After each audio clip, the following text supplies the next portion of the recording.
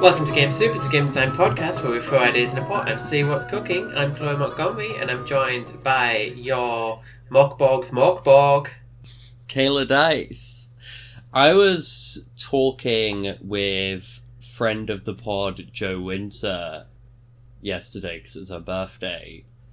And she was saying how she prefers, like, the Morkborg games, like, as in, like, things made in Morkborg when, like, the pun makes sense. And I was like, why does everyone go on the Bork side? Like, why are there not more things which would, like, Mork something? Yeah, I guess there's, like, Orkborg, Mechborg, Bloodborg. Whereas, like, there's no... Yeah, Duckborg. There's no, like, Mork Fork, you know? I guess the puns Borg always come is more from evocative? I don't know. It's the question. If I've never played or read Morkborg, so I was gonna say, like, oh, should we riff on what the Mork game would be? Like, if you're leading from the other side for your pun. But I don't have enough knowledge to do that yet. Maybe one day I'll read it and then we can come back to this idea. It's edgy OSR game. There you go, you know everything about Morkborg now. Yeah, I don't know. I've not played much OSR stuff. But I have what rhymes a new with Borg? game. Let's go to Rhyming Dictionary. No, I had plugs I wanted to do up top. Oh, well, you hit it up while I find something, you know? Well, by the time this comes out, Psycho Dungeon should be finished and its digital release should be coming soon. Its layout is all done and I've shared some previews of that over on different social media. It's being proofread right now by girlfriend of the show, Alyssa. And yeah, it'll be coming out start of sort of like next week if it's not out this week. So that's exciting. And then from there I'll get like the game printed and be working on like fulfillment and then be seeking more properly into getting Transgender Deathmatch Legend 2 ring ready. What rhyming ready? words have you found? I was trying to make a wrestling pun. Ah, okay. Match ready for that should have been the squared term. circle. That's what they call it, right? Yeah. Yeah, see, I know wrestling things. So Rhyming Dictionary has given me lots of websites that end in .org. Can you not which is a exclude bit useless. websites? It's like Morg, which I don't think I want a game called Mork. I also feel like the word needs to be recognizable and make sense. Like it can't require a Google. Smorgasborg. Mork Smorgasborg is actually quite fun. I don't know what that game would be. I think a smorgasbord in my head is like a buffet. I'm sure there's like more smorgas.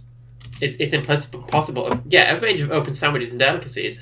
So I think this is a game where you play as sentient food, a la Sausage Party. One of your favourite shows. I'm sure famously. a better movie.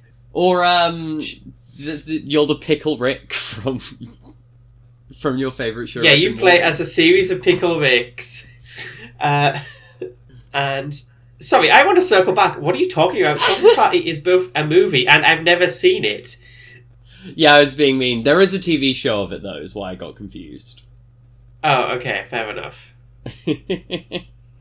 My idea would have been this is a game about like where you're not hunting for treasure, you're hunting for the spoils of a buffet. Like, you've just applied, like, OSR combat rules to, like, you were at a wedding party or some other kind of public gathering where, like, there's a smorgasbord and you're, like, trying to get as much as you can. But, like, you are going as a party and doing fights. Like, I don't think we do much to convert this to being social combat or something. I think it's just inexplicably, like, no, you're solving this the only ways you know how. Yeah. It's you getting a fight with a bridesmaid. When all you have is a hammer, you use the hook as a fork. You're saying a lot of nonsense this week, Kayla. I don't understand what that means. I'm in a lot of pain. Is the context of this week's Kayla Dice performance on the Game Soup podcast. Is the weather is bad, and when the weather is bad and evil, my fibro gets a lot worse, and I'd had some... And your witch senses activate and it destroys your knees. Yeah. I am in many ways a sort of city slicker version of a hermit witch. I even live on a hill. Yeah, I don't know why you was live about on a to hill say- with your horrible knees, but... Well, I didn't really think of it when we were looking, to be honest. It's, you know... You miss that stuff, and then it's a thing that you realise matters a lot.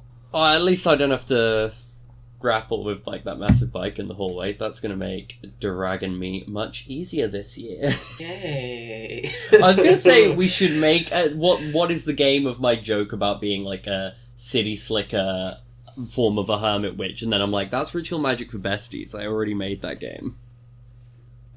Yeah, it's... Ooh, I can feel a storm coming. Why do your feet hurt? Yes. I did actually think when I was, because I'd talked before about how I had a far-off idea of, like, what I think you put in the description to it was just the Infinite Night Out, where I do sort of a revised version of the Infinite Dance Floor, my game where you're, like, crawling...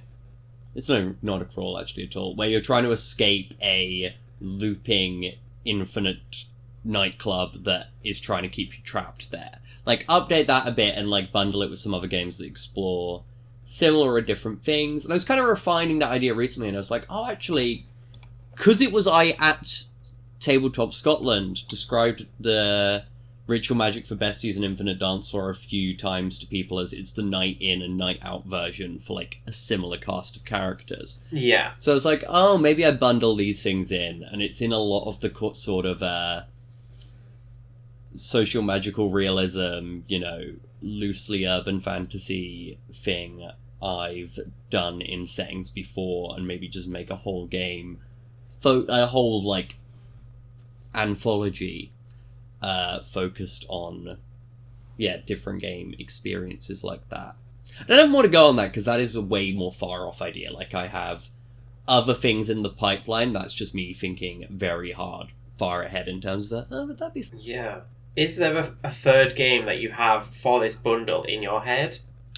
So I remember I wrote down some ideas, because I was like, oh yeah, Ritual Magic for Besties would make sense to go in it, Infinite Dance Floor. The original idea was I was riffing on, like, different experiences around, like, bathrooms in public places, because I think it was after Norwich, and everyone was talking about the Jendi Nooch toilet at Norwich, so I was like, yeah, maybe there's, like, a fucking weird fantasy toilet game. I also thought, like, I'd had an idea for a mechanic for how you can make, like, playing out a football match interesting, and I'd wondered about, like, oh yeah, maybe tying that in with something that's about, like, football fandom, and it's about coming up with chants, which are magic chants, that are going to try and empower your team, but then also it's just about, like, the people and what they're getting out of there and what it means to be sort of a fan of something. So some kind of pub crawler thing. Like, I could do, you know, originally the idea was maybe, like, versions of the Infinite Dance Floor just in different places, but I could expand it a bit if, yeah, the focus is more on just this, like, magical realist stuff. Like, yeah, I'd probably do some revisions for Ritual Magic at that point, and maybe figure out some other games that come from there, you know. I guess we've kind of got, like, a home life game, a nights out game. I wonder if there's something about, like, slice of life work stuff that would be, I guess, exploring work from a different you could certainly angle have, than like, a Psycho version where you're Dungeon. just, like, at work. Yeah. But I'd, like, yeah, it would then be just, like, I'd probably think of different things. Like, I thought, like, oh, you know, a school reunion kind of thing could be interesting in this setting. Instead, just... I'd probably start by going, like, oh, what are the experiences I wanted to tackle with? What are stray ideas I thought of, like, before? Like, oh, that would be a fun mechanic that I've never tied into anything. What would blossoming that into a full game look like? But also these full games don't need to be like, you know, their focus is different when they're in an anthology. They're probably not quite micro game, but I'm much more comfortable with the idea of like, oh, this is a game that's like maybe takes an hour to do. The expectation is you do that and then you play another one of this anthology. Yeah. So yeah, far off idea, but I think it would be a nice match of where my game design seems to be shifting as I try and become the sheriff of One Shop Town. It's a callback. Do we want to go to a random word generator? Or did you say you had some old ideas you'd been posting to... Yeah, I mean, this week I tweeted a couple of ideas. I could float past you. We can see if it's anything or nothing. We can pick up this coconut, shake it about, and even try and crack it open and see if it's got any water in there.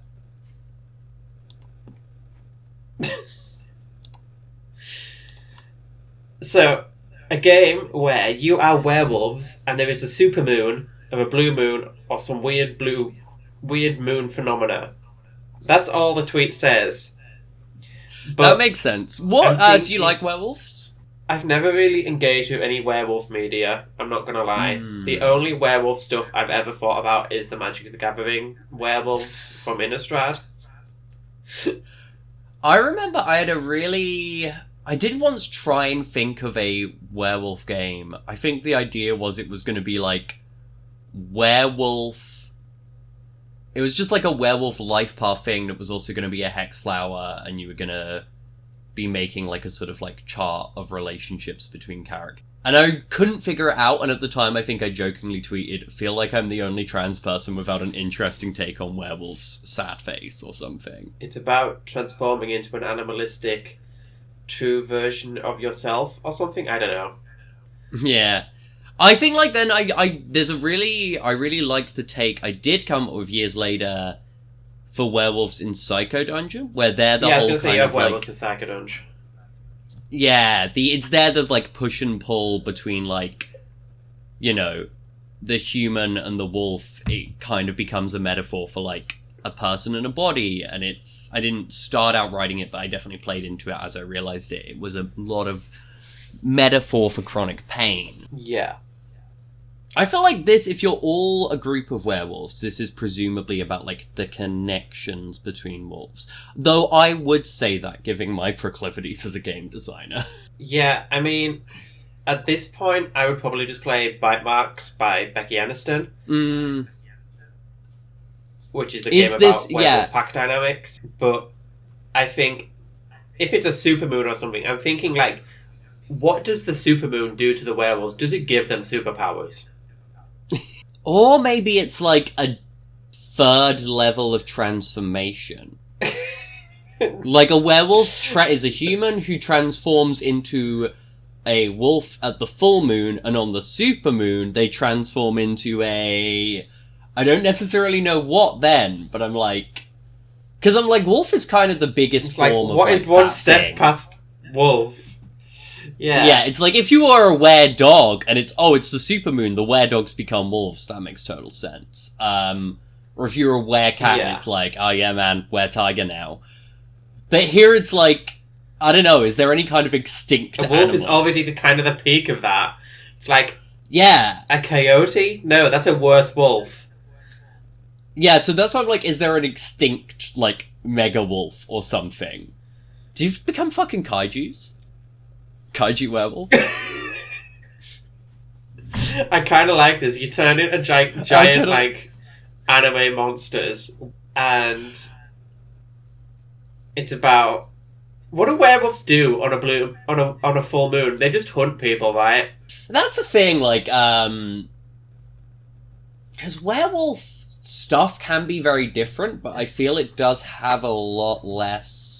Like, it's got less flexibility than other things. Like, I guess there's versions where people keep control of their minds, but, like, in those versions, I feel there's rarely an idea of, like, what werewolves collectively do or want. Unlike, you know, like, if a werewolf has control of their mind, are they still randomly hunting?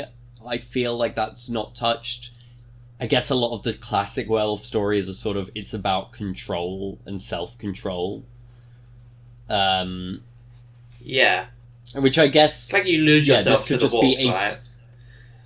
Yeah, I almost feel like maybe... I know your original pitch was pack of wolves, but I guess if we're doing, like, kaiju werewolf, it feels like maybe it should only be one wolf. And, like, everyone else is someone, I guess, trying to help their friend, not just... maybe this is a game about helping a friend through a meltdown. That's... Yeah, I mean, I was gonna say...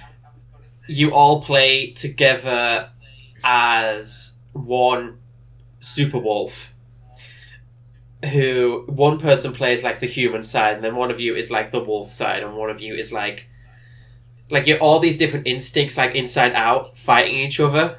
That also could be fun. Ends up a bit. Everybody is John. Yeah, what I originally meant when I said like, oh, maybe there's only one wolf was like, oh, the rest of the people are like their human friends trying to help them. But I also do enjoy, the inside out idea. What do you call this? Once in a blue moon. Yeah, that's actually a good one. You could get a real fun cover with this, to be fair. I think even just with some stock art or even public domain images of wolves or stuff. Yeah. Like, I reckon you could do something with, like, double exposure. Yeah. So this is definitely, like, a one-shot game. You know, it's... happens in the blue moon. Do that, and then it's sort of wrapped up. What do you think the end of the game is? Because I think that's an interesting thing you can think about with one-shots. Yeah, I think it either ends with you... like, one of the versions of you completes their goal, be it completing the hunt, or... I don't know what the kaiju version of you's goal is, but the human one is just, like, getting to morning without killing anybody. Yeah. I almost wonder as well if there's maybe something about, like, a sort of map-making element, because that's all establishing the places that are at risk of the super wolf. Yeah.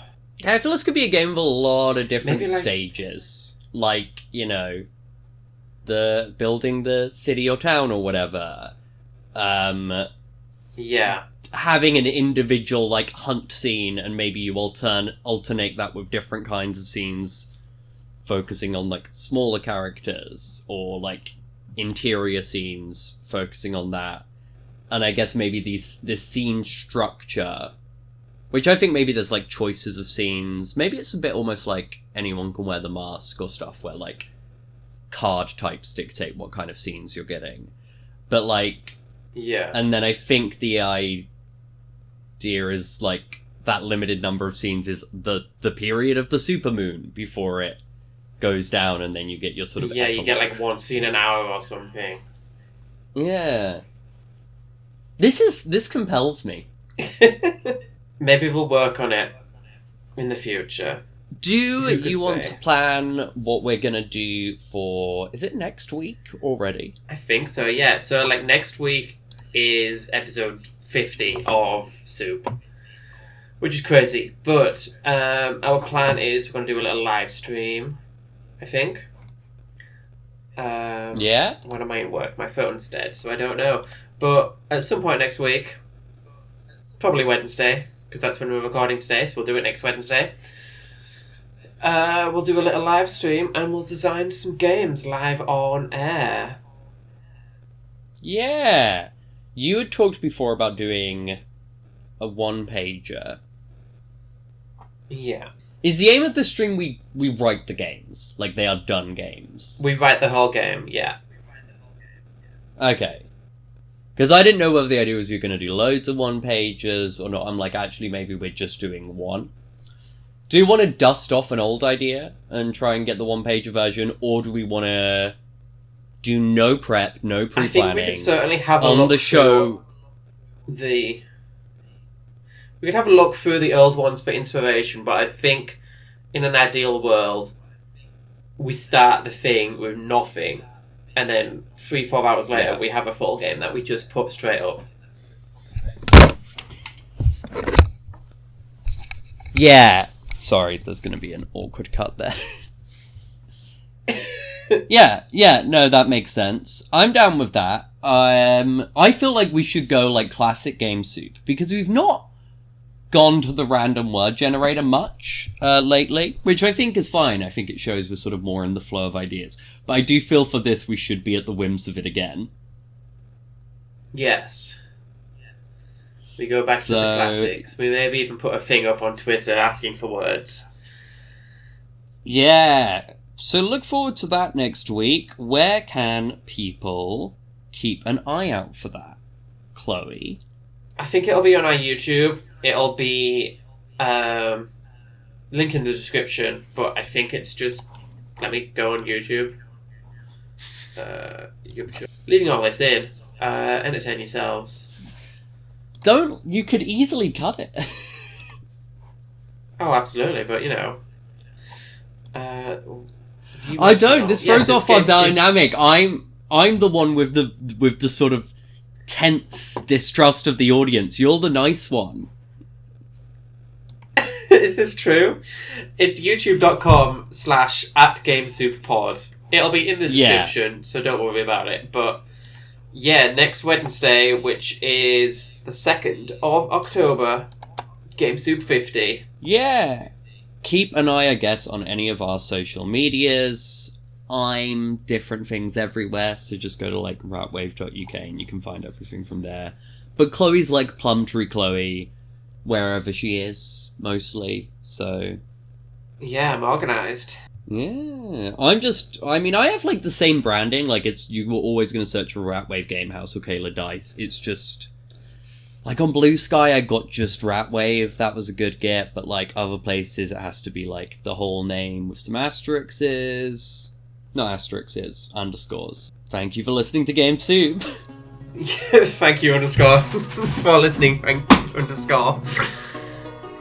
To Game Soup. You chickened out on not going underscore between the and game and soup. Shame. I got confused.